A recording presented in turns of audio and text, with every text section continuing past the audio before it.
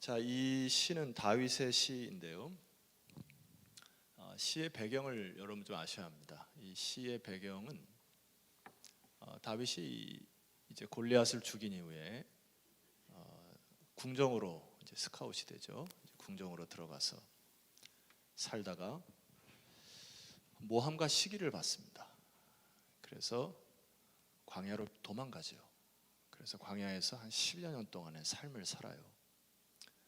어느 시기에 지어졌는지 모르겠지만은 궁정에 가서의 모함과 시기 사건, 그리고 광야에서의 어려운 사건을 지내면서 하나님 앞에 통회하고 그의 악한 자들에게 향한 탄원시, 이 정도 될 것 같으네요.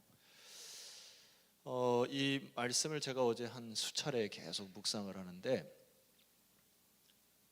속이 좀 시원한 부분이 있더라고요. 왜냐하면 이렇게 우리 인간들이 왜 좀 이렇게 속에 있는 말들을 막 이렇게 씹어대면은 좀 가끔 속이 후련하잖아요, 그죠? 근데 이 다윗이 하나님 앞에 이 심정을 토로합니다. 그래서 굉장히 본인의 상황과 이런 것들이 굉장히 쫓김을 당하고 힘들지만은 그 속에서 이 다윗의 심정을 우리가 함께 좀 나눠보면서 여러분 한번 보실까요? 7절 말씀 보세요. 우리 함께 천천히 한번 읽어봅시다. 시작. 그들이 까닭 없이 나를 잡으려고 그들의 그물을 웅덩이에 숨기며 까닭 없이 내 생명을 해하려고 함정을 파싸우니. 자, 여기 7절에 보니까 까닭 없이라는 말을 2번 씁니다. 이게 무슨 이야기일까요? 나는 아무 잘못이 없는 것 같은데 어떤 이유 없이 그들이 그물을 웅덩이에 숨겼다. 이게 뭐죠? 함정을 팠다는 겁니다. 덫을 판 거예요. 그래서 언제든지 다윗을 넘어뜨리려고 하는 이 악한 사람들의 괴략을 발견한 것이죠. 11절 말씀을 한번 가보십시다. 여기에 11절 보니까 불의한 증인들이 일어나서 내가 알지 못하는 일로 내게 질문한다. 이게 뭘까요? 중상모략을 하는 겁니다. 서로 짜서 자기를 힘들게 하는 겁니다. 오늘은 아군이었는데 내일 되니까 적군이 되어버렸어요. 그래서 불의한 증인으로 사람들이 돌변해버린 것을 봅니다. 그래서 12절 봅니까? 내게 선을 악으로 갚아 나의 영혼을 어떻게 했어요? 외롭게 했습니다. 그래서 사실 다윗이 점점 어떤 마음이 드는 거예요? 참, 사람이 믿을 게 못 된다. 자, 20절로 가시게 되면은 무릇 그들은 화평을 말하지 아니하고 오히려 평안히 땅에 사는 자들을 어떻게 한다 했어요? 거짓말로 모략하며. 21절 또 그들이 나를 향하여 입을 크게 벌리고 하하, 이걸 어떻게 표현할지 잘 모르겠어요. 그러나 우리가 목격하였다 하나이다. 이게 빈정되는 거거든요. 거짓말로 모략을 하고 이 악한 사람들은 입만 벌리면은 거짓말을 하고 사람들을 빈정거리고 수군거리고 사람을 못 살게 구는 거죠. 여러분 어렸을 적에 이렇게 동네에 가다 보니까 들짐승보다 더 무서운 것이 누구냐면 사람이더라고요. 사람이 어두침침한 데 나타나면 제일 무서운 게 사람이에요. 이게 악한 영에 휩싸이면 사람이 그렇게 악할 수밖에 없습니다. 다윗이 볼 때에 크고 작은 일들이 그의 삶의 주변에 일어났고 오늘 여기에 제가 짧게 소개한 이 수많은 구절 속에 여러분 크고 작은 인간의 군상들이 여러분 인생 가운데 다 있죠. 때로 숨을 쉬지 못합니다. 나는 아무런 잘못도 없는 것 같은데 따돌림을 당하기도 하거나 오늘 이 다윗처럼 영원히 외롭게 되고 그렇게 됩니다. 아마 우리 그리스도인들이 이 코로나 전국 이후에 삶을 살아가기가 점점 쉽지 않으리라 봅니다. 왜냐하면은 제가 한 가지 얘기를 드릴게요. 오늘 조금 고구마 하나 드릴 테니까 잘 드실 준비하시고요. 제가 이게 지인에게 들은 얘기인데 어느 지역의 산후조리원에서 일어났던 일입니다. 산후조리사를 뽑는데 많은 학부모들이, 그러니까 이제 아기 부모들이 그리스도인들을 뽑아주지 않았으면 좋겠다. 이게 원장에게 얘기를 한 거예요. 왜냐하면 이제 아기에게 혹시 교회에서 또 바이러스가 옮을까봐. 그래서 원장이 알았다고 이제 해놓고 뽑는데 참 신실한 그리스도인들이 있어요. 본인도 기독교인이었고. 그래서 면접을 하면서 절대로 기독교인이라고 하지 마라. 그렇게 해서 이제 산후조리원에 취직을 했는데, 이 취직한 이분이 자기도 모르게 며칠이 지난 후에 식사 기도를 해버린 거예요. 식사 기도를. 그거를 주변 조리사들이 본 겁니다. 그리고 그 영아 부모들에게 얘기가 전달되고 결과적으로는 잘렸어요. 이건 팩트인데 참 속이 상하더라고요. 기독교인이란 이름으로 서서히 애매히 혹은 부당히 고난을 받거나 또 불이익을 당하는 일들이 늘어갈 수 있습니다. 주님이 가까이 오시는 날, 주님께서도 말씀하셨듯이 내 이름으로 너희가 환난을 당하거나 어려움을 당할 때는 뭐하라 합니까? 기뻐하라. 내가 곧 가까이 올 것이다. 이러한 상황 속에서 앞으로 우리가 삶을 살아갈 때 어떻게 대처하고 또 어떻게 이 일을 극복할 것인가, 이 부분은 오늘 좀 교훈을 받고자 합니다. 자, 1절 말씀을 보시면은 우리 1절과 3절을 큰 소리로 한번 읽어야 됩니다. 다윗의 자세니까요. 시작. 여호와여, 나와 다투는 자와 다투시고 나와 싸우는 자와 싸우소서. 방패와 손방패를 잡으시고 일어나 나를 도우소서. 상을 빼사 나를 쫓는 자의 길을 막으시고 또 내 영혼에게 나는 내 구원이라 이르소서. 지금 다윗의 중심을 하나님께 기도하는 장면입니다. 뒤에 여러 가지 많은 마음에 부대끼는 일을 하고 있지만은 이 1절과 3절에 다윗의 중심이 녹아들어 있어요.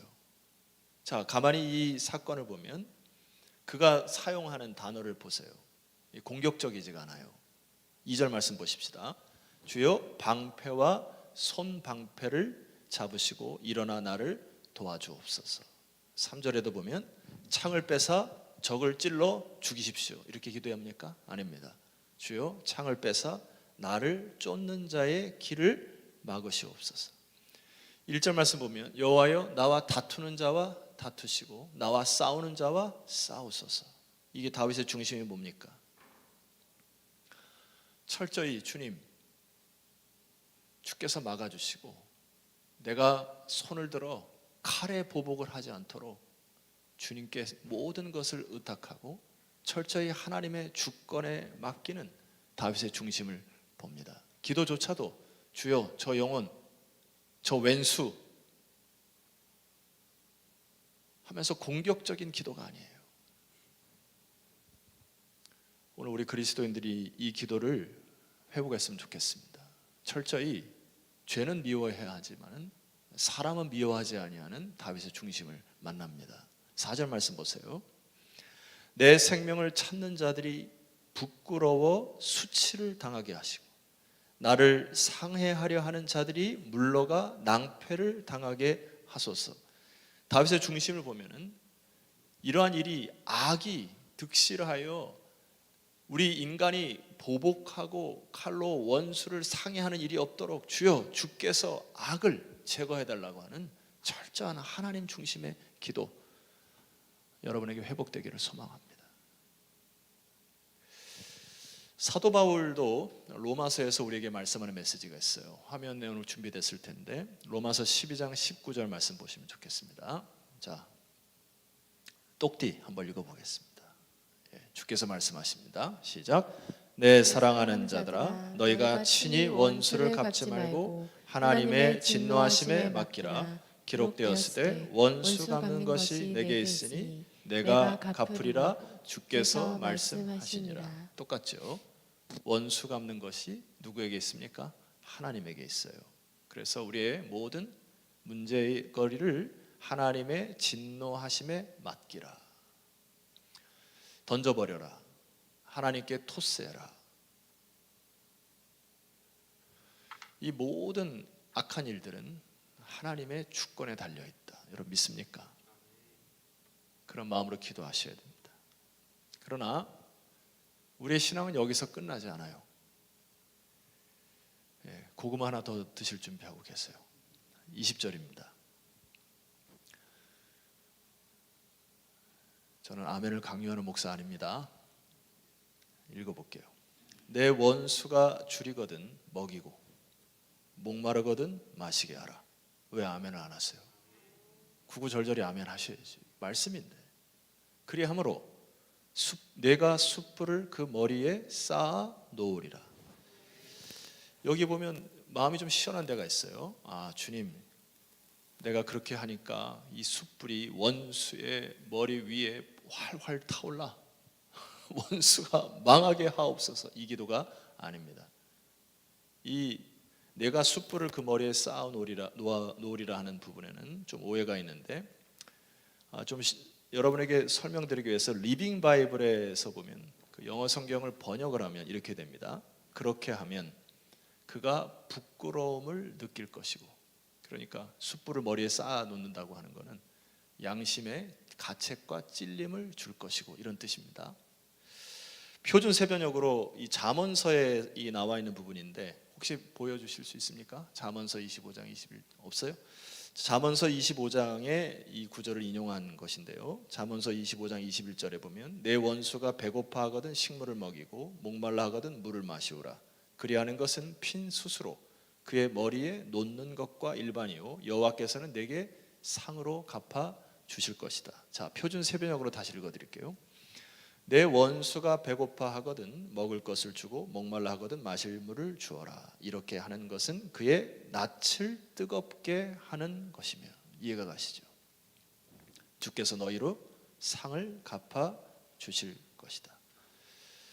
원수에게 사랑으로 보응할 때에 그 원수가 그 죄책감에 쌓여 다시금 주 앞에 나올 기회를 주어야 한다. 줄 수 있어야 한다. 여러분 쉽게 아멘이 안 됩니다.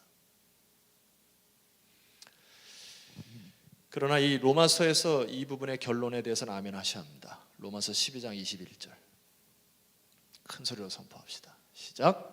악에게 지지 말고 선으로 악을 이기라. 다시 한번. 악에게 지지 말고 선으로 악을 이기라. 여러분 아멘이시죠? 이게 하나님 백성들입니다. 자, 35편에 나오는 다윗의 이 어렵고 군급한 상황 속에서 다윗의 자세를 보면 놀랍습니다. 오늘 이 로마서를 꼭 읽었던 것 같은 느낌이 들어요. 착각하시면 안 됩니다. 로마서 후대에 쓰여 있기 때문에. 그러나 성령께서 역사하시니까 이 다윗의 자세가 바뀌어요. 여러분 13절 말씀 가봅시다. 제가 읽어볼게요. 나는 그들이 병 들었을 때에 굵은 베옷을 입으며. 누가요? 원수들이. 금식하여 내 영혼을 괴롭게 하였더니 내 기도가 내 품으로 돌아왔도다. 14절. 내가 나의 친구와 형제에게 행함같이 그들에게 행하였으며 내가 몸을 굽히고 슬퍼하기를 어머니를 곡함같이 하였도다.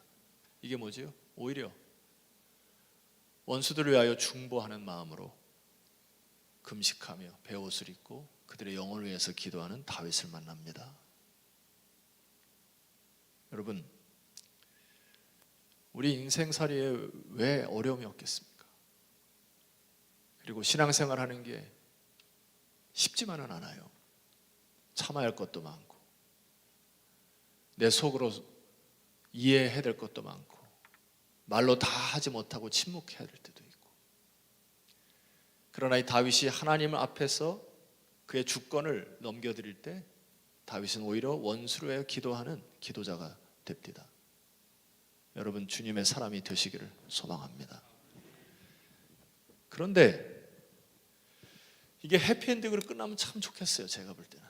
그런데 이 사회 악이, 이 인간의 악이 그렇게 쉽지가 않더라고요. 자, 15절 말씀 보세요. 속이 뒤집어집니다. 그러나 내가 넘어짐에 그들이 기뻐하여 서로 모임이요 불량배가 내가 알지 못하는 중에 모여서 나를 치며 찢기를 맞이 아니하도다.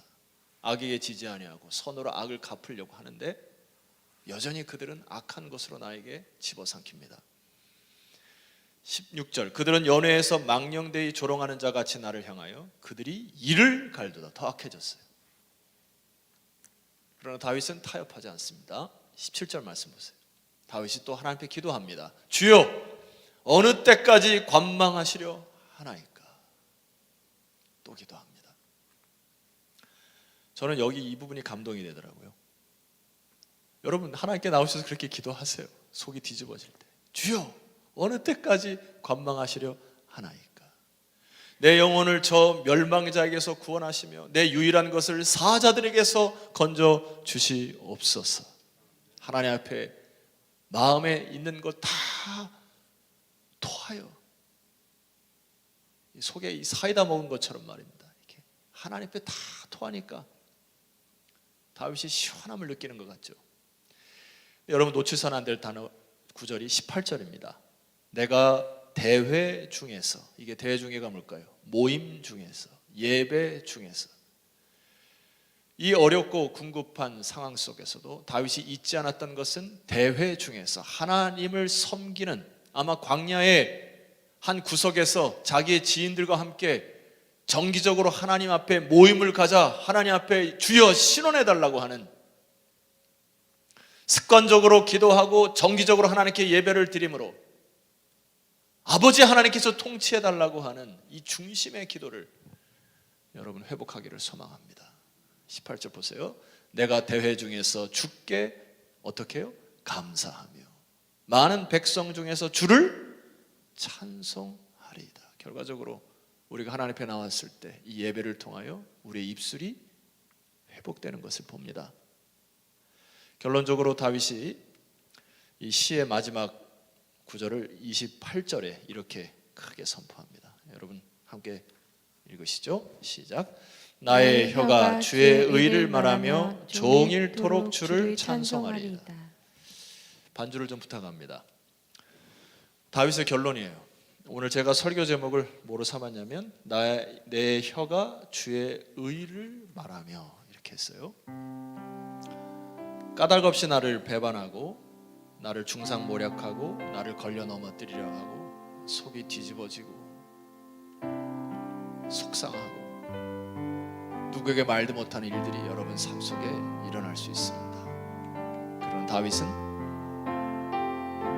죄는 미워하되 사람을 미워하지 않고 하나님 앞에 그 중심을 토했어요. 그리고 마지막 결론은 뭐라고 했다고요? 주여 나의 혀가 주의 의를 말하며 종일토록 주를 찬송하길 원합니다.